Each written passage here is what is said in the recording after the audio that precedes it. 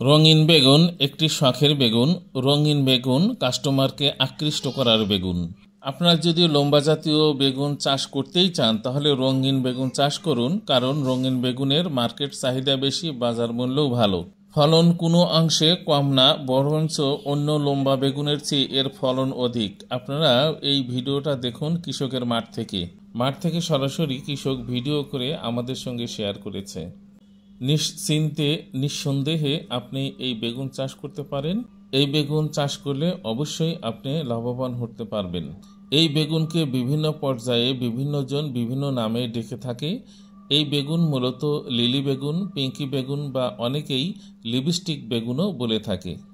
এই বেগুনের কালার যেমন মনোমুগ্ধকর, তেমনি বাজার মূল্যও ভালো এবং দেখতেও সুন্দর, কাস্টমারকেও আকৃষ্ট করে থাকে। এবং এই বেগুন চাষ করে নিঃসন্দেহে নিশ্চিন্তে আপনি লাভবান হতে পারবেন। তাই এখনই এই বেগুন চাষ শুরু করুন। আমাদের দেশে এই বেগুনের বীজ অ্যাভেলেবল পাওয়া যায়।